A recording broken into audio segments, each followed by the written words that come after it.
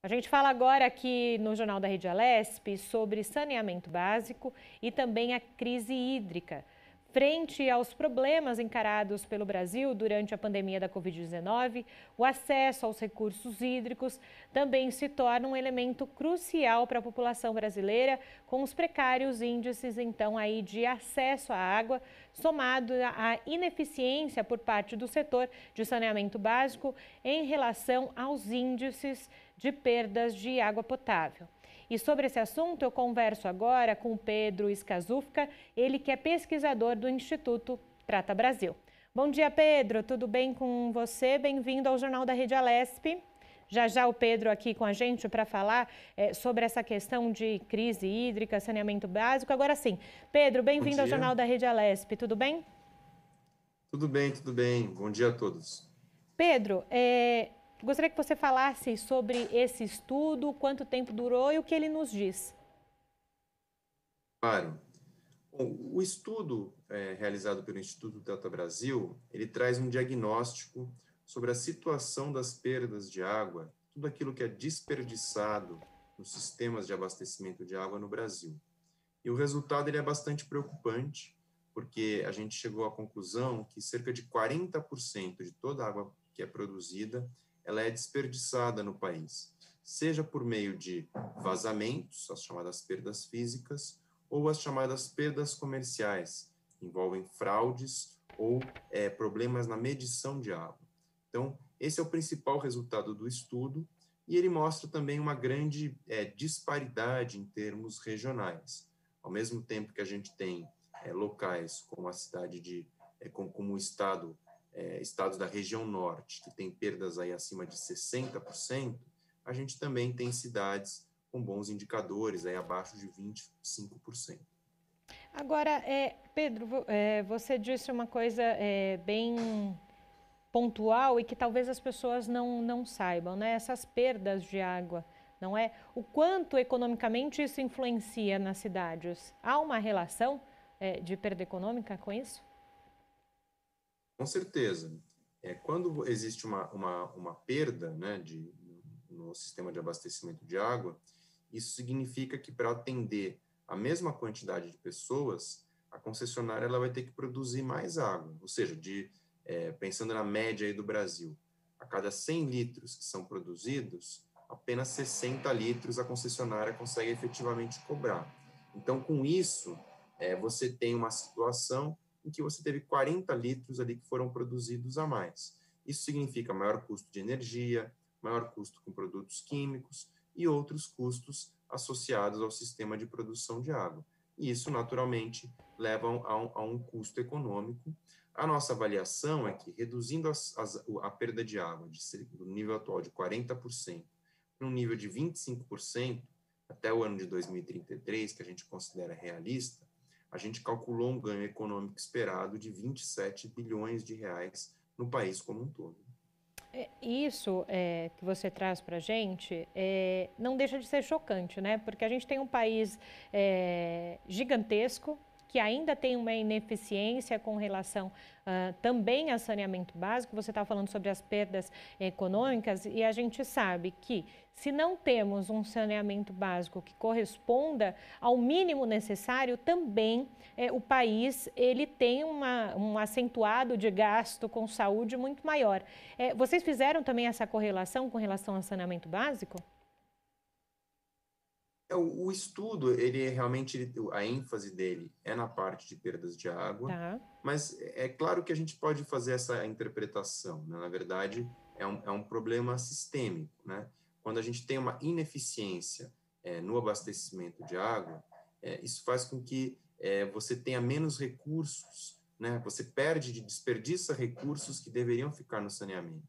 Então, você tem um ciclo aí vicioso, em que você tem menos recursos, investe menos, fica mais distante da universalização dos serviços. Com isso, o nosso sistema, né, de abastecimento de água e de esgotamento sanitário não chega para todas as pessoas, e isso leva a uma necessidade maior de gastos com saúde, uma vez que você tem uma série de doenças que são causadas pela ausência de saneamento. Então, acho que a gente pode fazer essa inferência, né, de que existe uma relação entre uma maior ineficiência na prestação de serviço e o déficit no atendimento.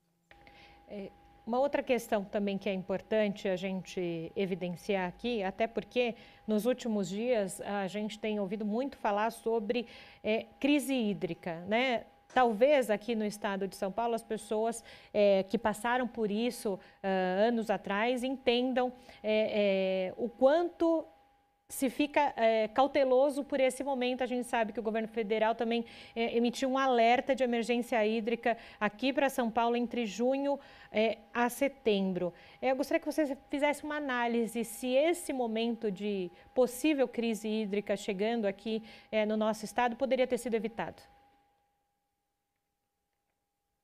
Olha, eu acho que assim, vários estados aí do Brasil têm essa situação de uma possível crise hídrica, né?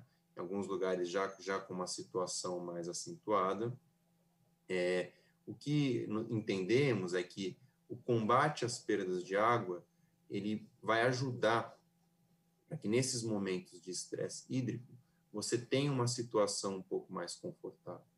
Porque, é claro, se você tem um sistema que tem uma determinada capacidade de produção, se você tem uma situação em que as suas perdas físicas elas são menores, quando você tiver um momento de estresse hídrico, uma crise hídrica, em um sistema mais eficiente, você vai ter uma segurança hídrica maior.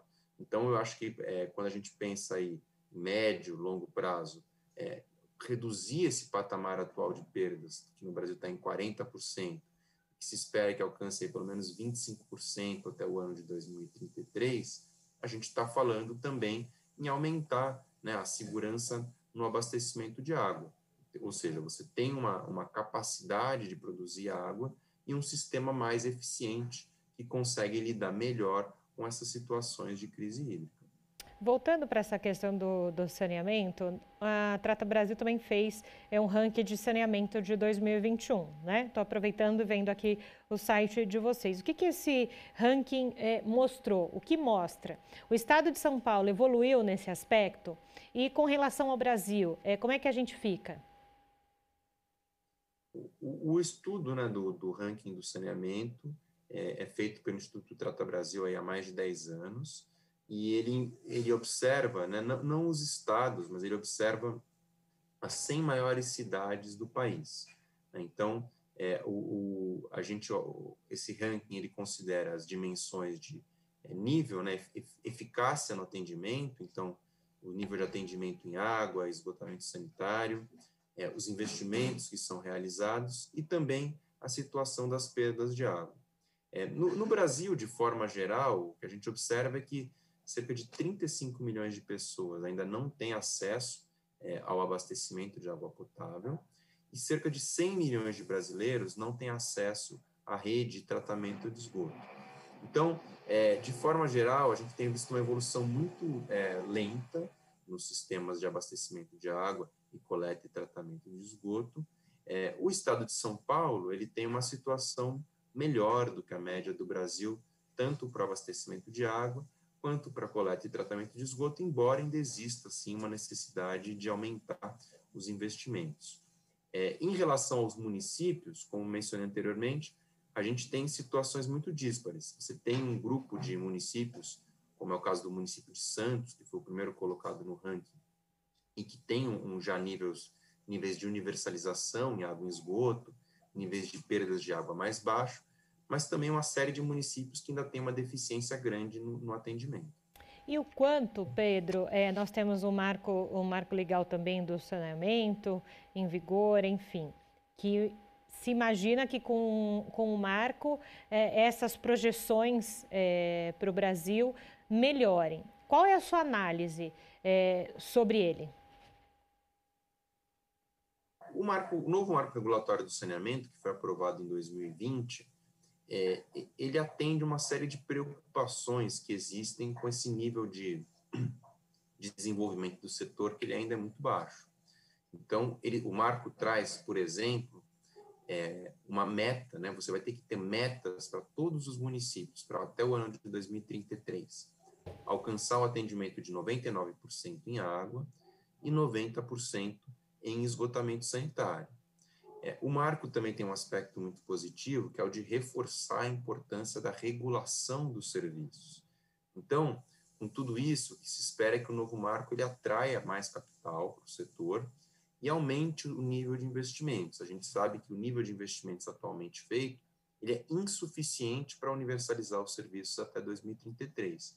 A gente vai ter que aumentar, pelo menos dobrar, ou talvez até triplicar o nível de investimentos ao longo aí dos próximos 10, 12 anos para conseguir levar, né, a expansão das redes de água e esgoto para todo o país. Nós estamos falando de crise hídrica, saneamento básico, uma questão que aqui, pelo menos no estado de São Paulo e na cidade de São Paulo, que todos, desde quando nascem, escutam, é sobre a questão de despoluição de Rio Pinheiros, Rio Tietê, e recentemente o governo do estado de São Paulo anunciou a captação de 100 milhões de dólares para o financiamento justamente da despoluição do Rio Pinheiros. Essas questões, né, de capitalizar recursos que ajudem nessa questão da despoluição, que também lá na frente vai ajudar na questão de saneamento básico, de crise hídrica, tudo se correlaciona, não é, Pedro? Com certeza, como já falamos aí ao longo da entrevista, você ter uma eficiência maior na prestação dos serviços, simbolizada aí nesse nível de perdas um pouco menor, isso faz com que você tenha mais recursos para investir, para conseguir captar recursos, para fazer investimentos de despoluição, para fazer investimentos, eventualmente, em novos sistemas produtores. Então, certamente existe uma correlação entre essa eficiência na prestação dos serviços e a realização dos investimentos. Além disso, quando uma concessionária vai tomar recursos, muitas vezes os financiadores eles exigem um determinado nível de indicadores. E um dos indicadores que muitas vezes é observado é realmente esse indicador de perdas de água. Então, você tem que ter um nível de perdas de água abaixo de determinado patamar para conseguir acessar alguns recursos. Até porque, Pedro, muita gente pode achar que nós temos água em abundância, que não é um recurso finito, e ele é um recurso finito, né? É aquele slogan, tem que saber usar. Com certeza, e quando pensamos em um local como a região metropolitana de São Paulo, a gente sabe, né, que a disponibilidade hídrica por habitante ela é baixa, né, porque a gente tem uma quantidade muito grande de pessoas numa região que não tem uma disponibilidade hídrica alta. Então, é muito importante saber usar e ter essa eficiência aí no abastecimento de água. Para essa eficiência, né? A gente tem, as suas respostas têm muito essa palavra, da eficiência. Para quem está acompanhando agora a entrevista e que não conhece a fundo o tema, para que essa eficiência aconteça, o que é preciso ter ou fazer? Olha, é necessário que as concessionárias tenham programas mais estruturados para combater, né, e reduzir as perdas. Esses programas vão envolver tanto a redução de perdas físicas, então envolve uma boa gestão da rede de abastecimento de água, investimentos para troca de redes mais antigas, saber detectar bem os vazamentos de água, então está ligado à gestão e investimentos na rede de água, e também combate às perdas comerciais, então poder fazer uma avaliação adequada do parque de hidrômetros, né, os medidores que estão na casa das pessoas, fazer as trocas quando necessário, ter programas de combate às fraudes. Então, envolve sempre a gestão, seja de perdas físicas ou de perdas comerciais por parte das concessionárias. Perfeito, Pedro. Muito obrigada, viu, pela sua contribuição aqui ao Jornal da Rede Alesp. Bom trabalho por aí. Eu é que agradeço, foi um prazer.